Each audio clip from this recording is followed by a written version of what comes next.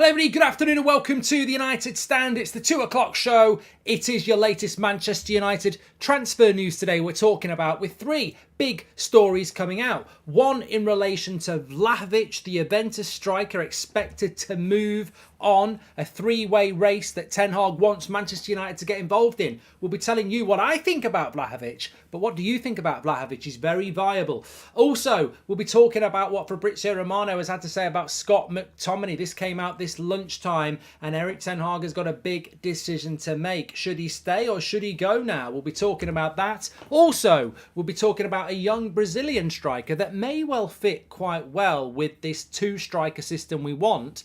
Maybe a more experienced striker and a younger striker to come in as well. And also I want to talk about, are you tired of the same old TV every night? No, that's not what I'm saying. Are you tired of ex-players telling us what we need to do, but we can't do the thing they want to tell us? Another ex-United player saying, this is why United have got to get Harry Kane. Are you going to bloody sign him for us then? Because we can't bloody get him. You're wasting our time. We'll talk about that as well. Lots to get into on the show. Loving the 2 o'clock shows being back and transfer focused for the next few weeks. So let's get into it. Make sure you smash a like and subscribe. Finn, welcome to the Club. We're obviously going to talk about Scott McTominay. But of course, before we do that, we do need to trim the grass to make the squad look better. But you can trim the grass to make the yard look bigger. We're sponsored by Manscape, basically. This is the Lawnmower 4.0. It's a fantastic piece of kit. I do use it. I'm not ashamed to say. You know, some people do promotions of things and they don't use the things that they're promoting. I use everything I do. Why wouldn't I? But the Manscaped is fantastic. It trims the grass to make the yard look bigger. Precision engineering for your family jewels. Basically, you shave around there and, you know, it shaves it away. You can get 20% off and free worldwide shipping with the code United Stand by scanning that QR code next to me or going through the link in the video description. It's as simple as that. That's all you have to do. The Lawnmower 4.0, light, waterproof, brilliant. You can also get the Weed Whacker, which is for the nose. These products are great. Male grooming is what it's all about these days, and you can't do better than Manscaped. So make sure you check them out. Link in the description, or the easiest thing to do is use your camera phone, scan that QR code, takes it through, and I think it takes the discount off for you as well. So check it out. Right, let's get into the show. We're going to start off talking about VLAHOVIC. We will talk about Scott McTominay. It's a good update from Fabrizio, and it's a big decision. In fact, what we'll probably do, just to get the things up and rolling, because we like a poll, well, I'm not going to do... actually, would you sign VLAHOVIC is going to be the first poll. And I will read that out in a minute. But I am going to do a few polls today. But we're going to do that. Don't forget later, we're live at 7 because at 8 o'clock I'm on That's Football for Mourinho's Roma and Chris Smalling against the team that knocked us out, Sevilla. I'm Team Mourinho. I hope they win tonight. But let's talk about VLAHOVIC. So this is coming in from Christian Falk, who is a German-based journalist who has very close ties to Bayern Munich. Now, what he is actually saying is that Manchester United and Chelsea are in a race with Bayern Munich to sign VLAHOVIC. Now, if you don't know who VLAHOVIC is, he was formerly at Fiorentina and joined Juventus just over a year ago, didn't he? He moved in the January. Now, he's about 6'3" or 2", I think. I think he's just turned 23. And look, he's an all-rounder. He's an all-rounder. That's what I like about VLAHOVIC. He's an all-rounder. And I think one thing that does get forgotten about him is his hold-up play is really good. And he does have the ability to, what I would say, hold the ball up and move with the ball. He's a carrier of the ball. Very good in and around the box as well. Certainly no issues with that.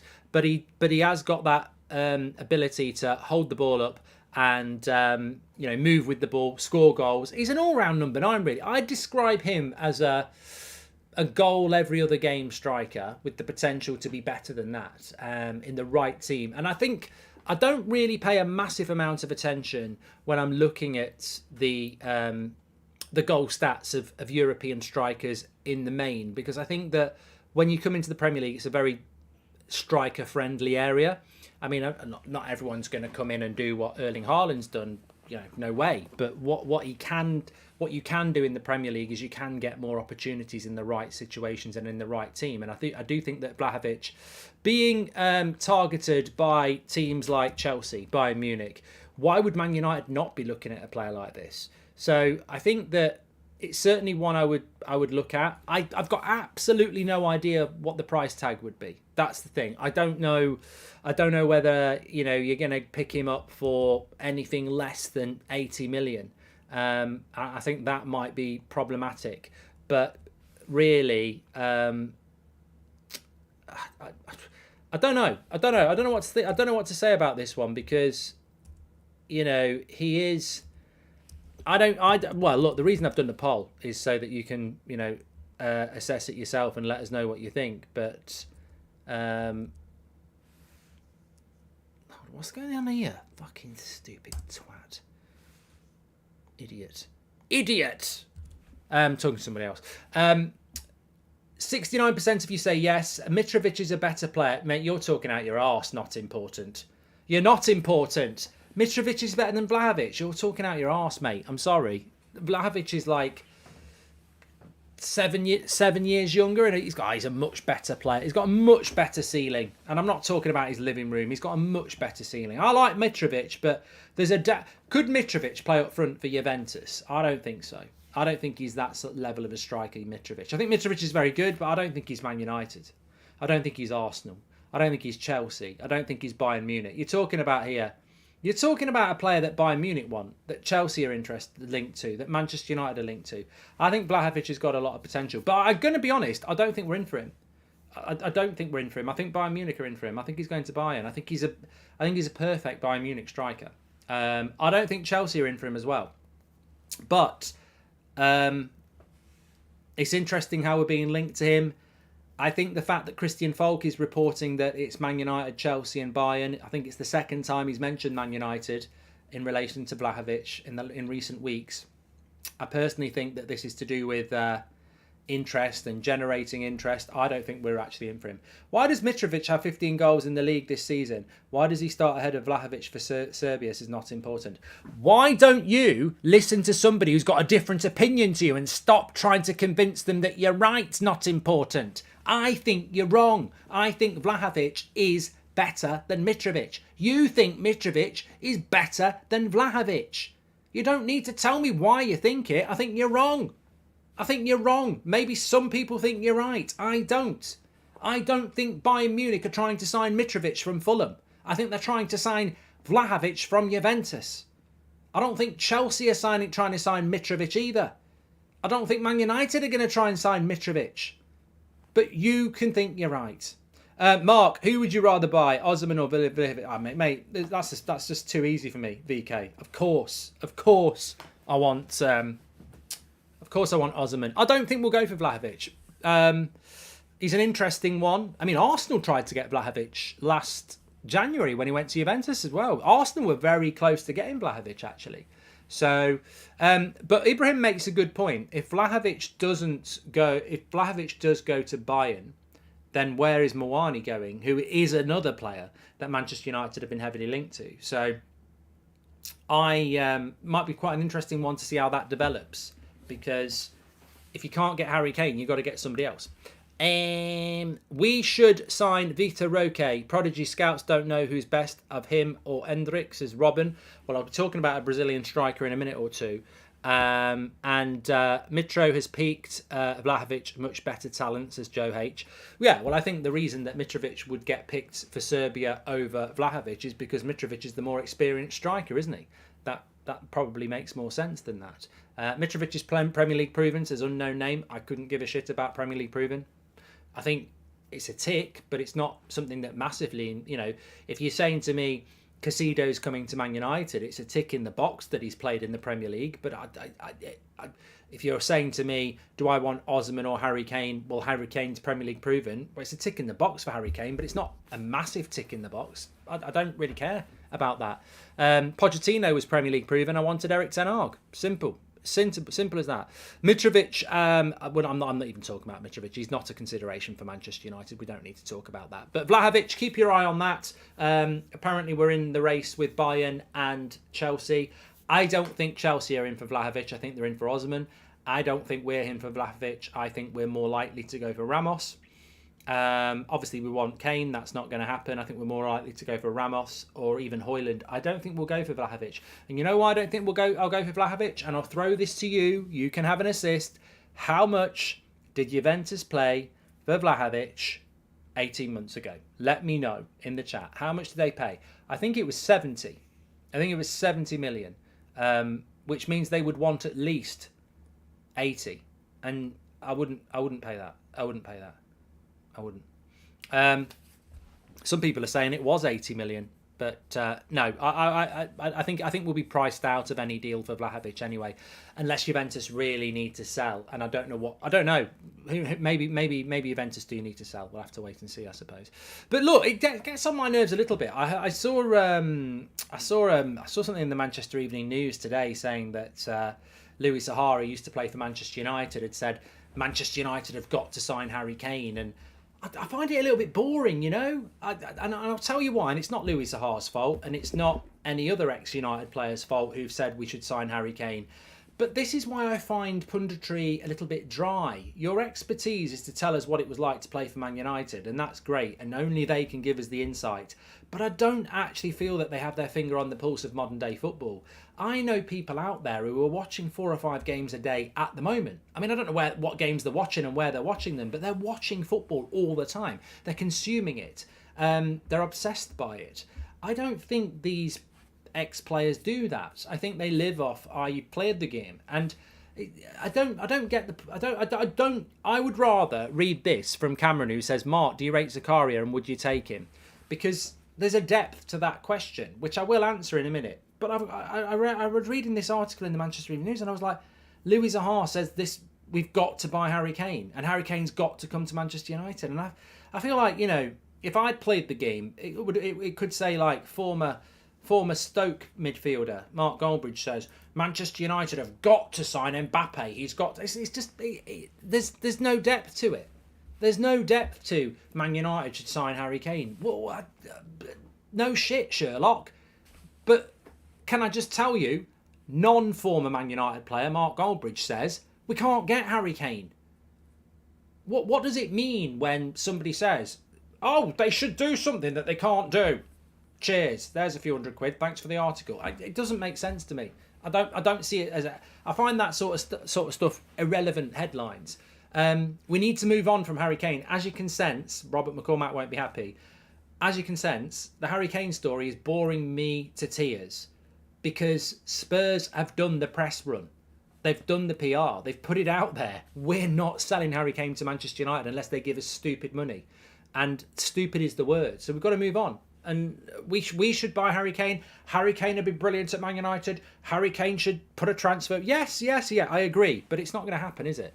Evening, Elanga is for sale. We spoke about that this morning, Nicholas. Don't irritate me with slow sports news. Don't irritate me with slow sports news citing other sources when we spoke about it this morning. I don't mind, which we did actually give credit to the Manchester Evening News for this morning, by the way, because they did run that story. I've seen a few people this afternoon and this morning getting upset about Elanga going for 10 million. There was a missed opportunity. We could have got 15-20 million for Elanga last summer, but he's regressed this year. And I don't think it's his fault, but he has regressed. He's hardly well, it is partly his fault, isn't it? If you're good enough, you play. Ten Hag has said that. But you can't ask for 15-20... I've seen people saying that we should get 15-20 million pounds for Elanga. Why? He's not played for a year. And when he has played, he's been bloody dreadful. You don't pay 15-20 million pounds for potential. His price is what it is. I think 10 million's about right. I really do. 67% of you would sign Vlahovic. There we go. Quite a positive reaction to that. Let's talk about a story that Fabrizio has said. We're going to do a poll for this as well. Sell or keep McTominay. Get your votes in. Now, basically, Fabrizio quote tweeted something he said in March about how Newcastle wanted to sign Scott McTominay, and has basically said the situation more or less remains the same with Newcastle wanting to sign Scott McTominay. and it's basically Ten Hag's decision to make. I don't know why you wouldn't do this deal. You let James Garner go because it was the only offer on the table. You've had a year of McTominay. He ain't never playing for a first team football for United. At best, he's a bench player, and some would say that's a stretch. You've got 30 million, maybe a little bit more on the table for a homegrown player. So it's not going to impact your financial fair play. There's no sell on. There's no owed money here. It's 30 million straight in your pocket. And we need better than that on our bench. I mean, for me, it's an easy deal to do. And I actually think that, like Fred at Fulham, McTominay at Newcastle, and the way that Eddie Howe plays, might actually be a decent acquisition for them. There might be something that suits the way that Eddie Howe wants Newcastle to be. But at Man United, he ain't never going to suit the way we play. Harry Maguire will suit certain clubs. He doesn't suit Manchester United. FIFA Crazy says, I agree, Mark. It's interesting that an ex-player never mentions a hidden gem for the club to sign. They aren't knowledgeable about modern-day football, says FIFA Crazy. Talking about FIFA, I will be on my Twitch at 3:30 today. So, look, I think with McTominay, it ticks so many boxes. He's 27 next. I think he's 26 at the moment. But he's 27 next, I'm pretty sure. Scooby-Doo. 26, 27 next, yeah. I still see him as a young potential player. He's 26. He's going to be 27 next season. His career is going to be gone in a blink of an eye if he doesn't start playing football. That's a big move. He will get guaranteed game time and opportunities at Newcastle. I think for him, he's got to go. I think for the club, it's obvious that that's how you make money and improve. And I think if he stays, you know, it could be another Elanga situation where he stays another year at United, he hardly plays, and the 30 million that was there now, because I think that's the big thing. Third time, get it right. Elanga could have gone for 15, 20 million a year ago. We're not going to get that now. Lingard, we could have sold him to West Ham for 30 million. We ended up letting him go out the door for nothing a year later. I think if you keep McTominay, what's he going to do next year? Is he going to be a Man United first team regular? No. So his value will depreciate. Now is the time to sell him. I mean, he's well liked around the club. There is no disputing that. He has a use off the bench that I'm talking from Ten Hag's point. But if you keep him, I always look at it and I go, is he a first team player for me? No. Do I like him around the squad? Yeah. Can he be useful off the bench? Yeah. But there's a really good offer on the table to sell him now. Is it going to be any better in a year's time when I have to sell him? No. Now is the time to sell him. It really is. I mean, he will not be worth what he's worth now in a year's time. And I just think, I look at Man City's bench and I think, have they got a McTominay on there? Have Arsenal got a McTominay on there? Like, we need to improve the bench. Sean Andrew says he's not really even good enough for the bench.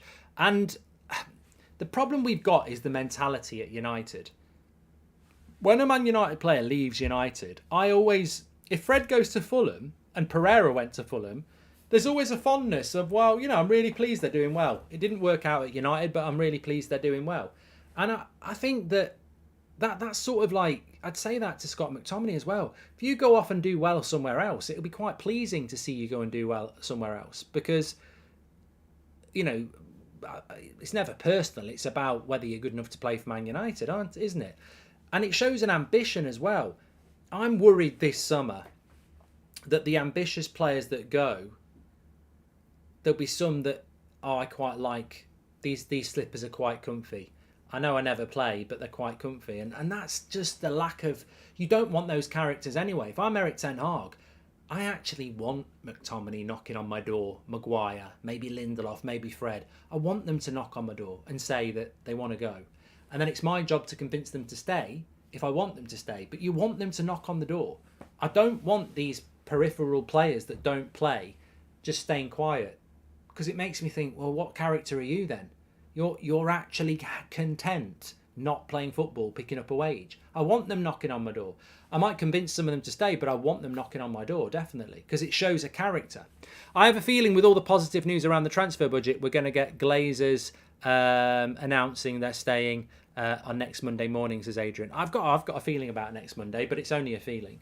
Tala says, what do you think will happen with Lindelof? I think Lindelof will knock on the door. Happy to take the paycheck, that's the problem, says Coach. I think Lindelof will knock on the door.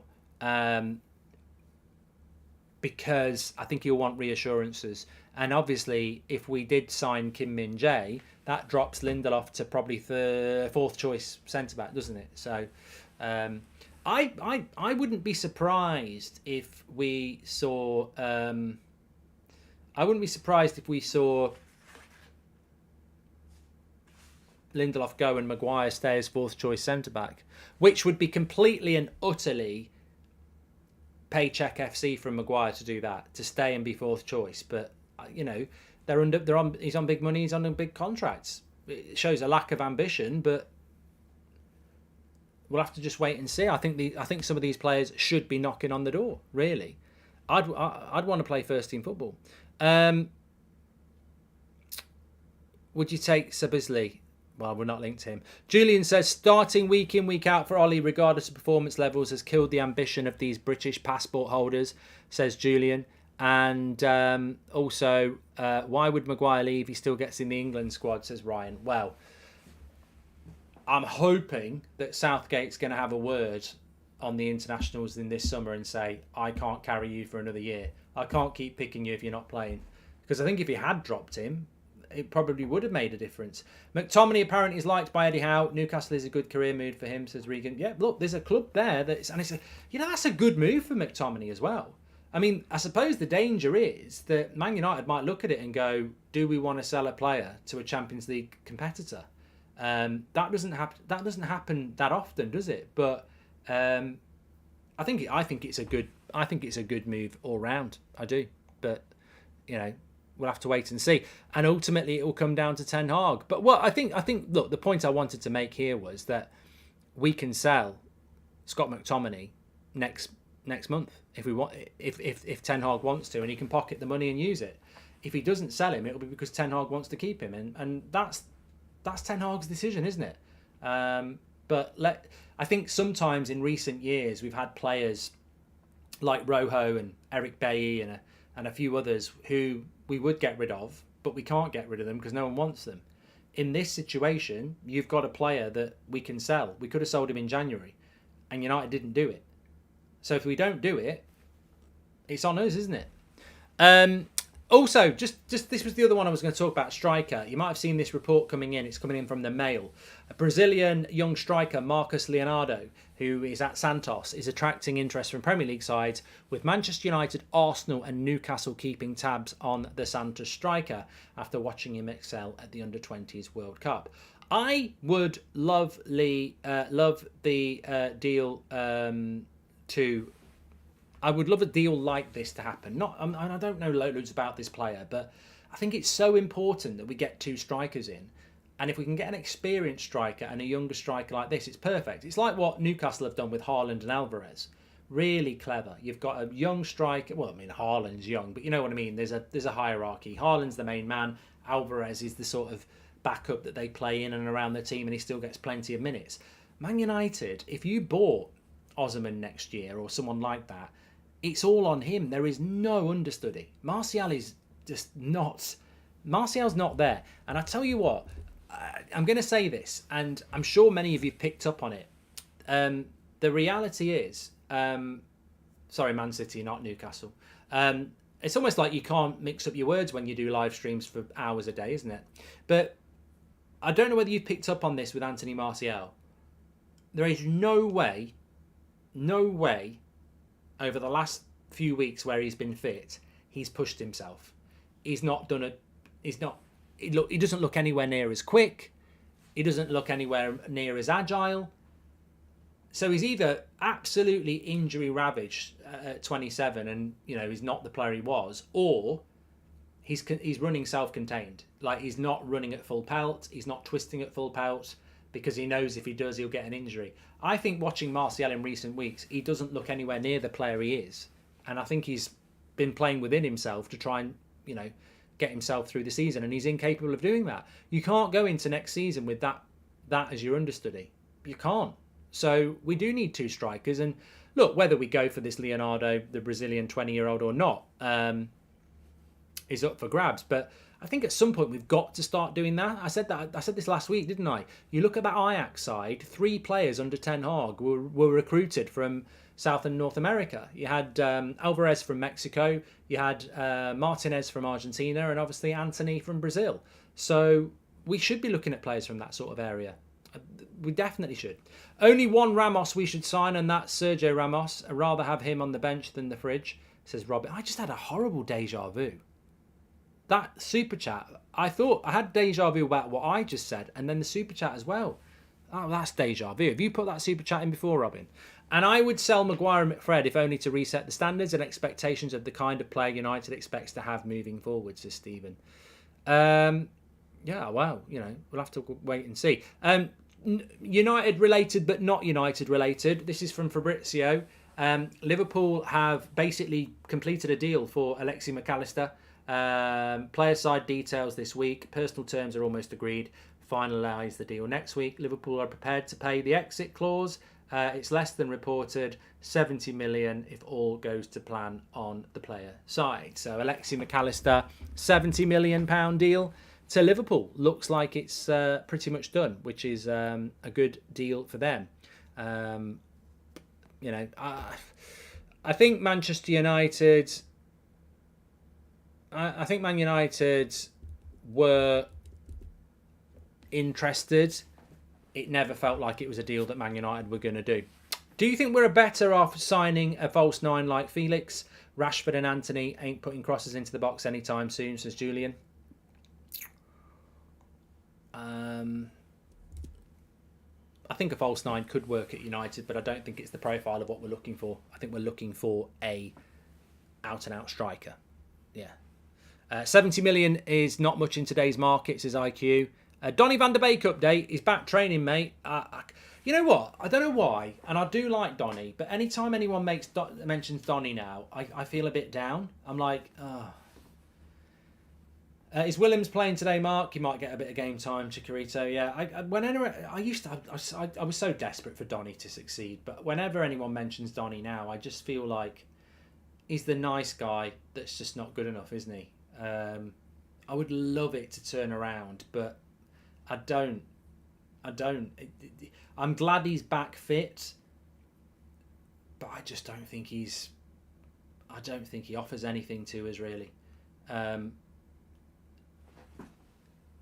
Min says give him another year.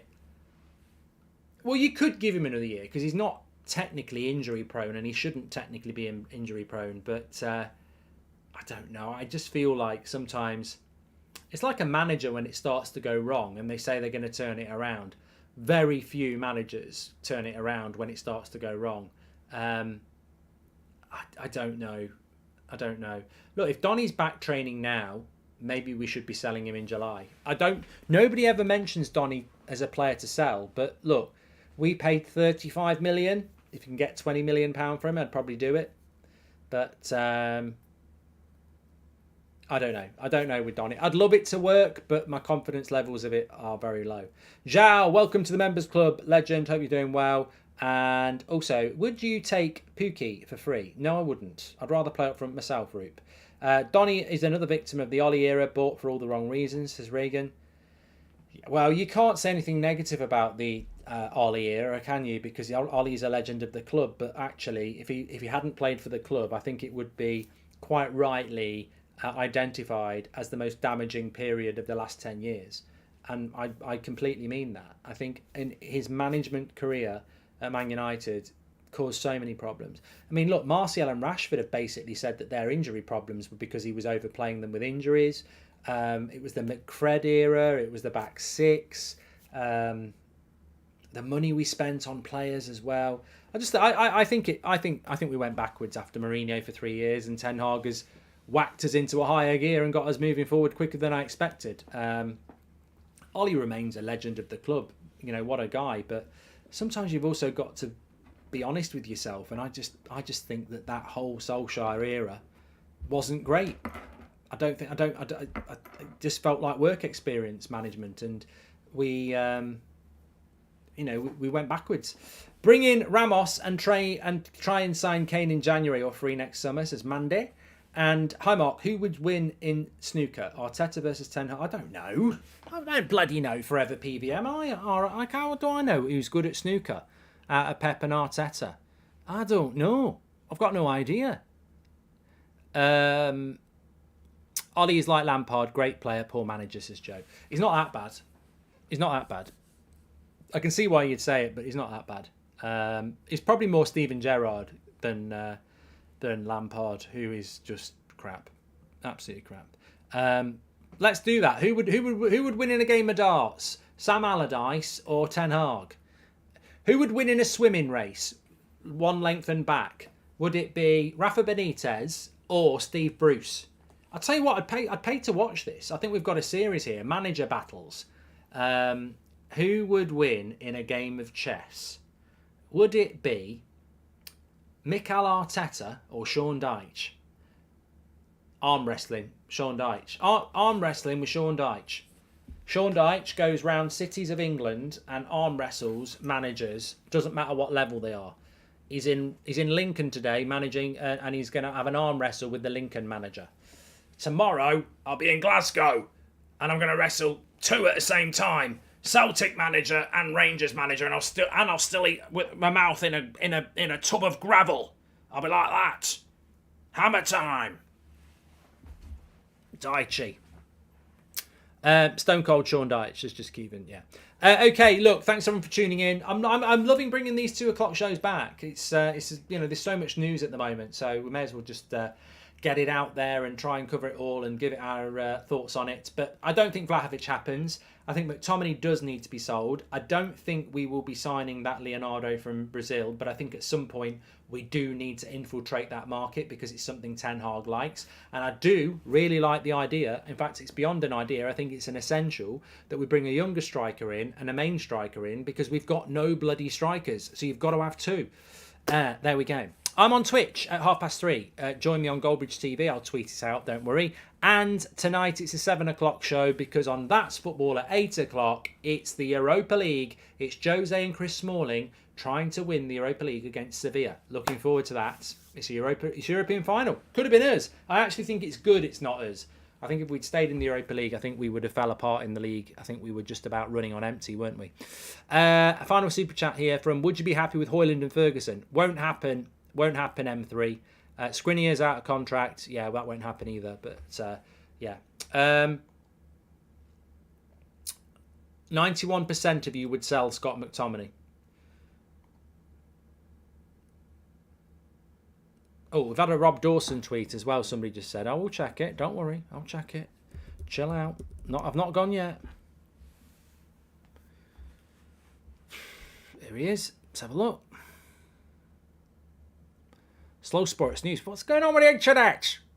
Anthony Martial. No, there is no Rob Dawson tweet. You cheated. You liars. Liars. Can we block the person who said that, please? I'm not having any of it. Oh no, there is. It must be an article. Man United are willing to offer. Man United are willing to listen to offers for Harry Maguire and anticipate interest from West Ham again. Ten Hag is open to keeping Maguire, but understands he may seek a move away to find more regular games. I mean, I worry about that. Is Ten Hag just being clever? Because why are you open to keeping a centre back that doesn't suit the way that you play? Makes no sense. Makes no sense. I think Delo is about to sign a new contract as well. I think that's coming out.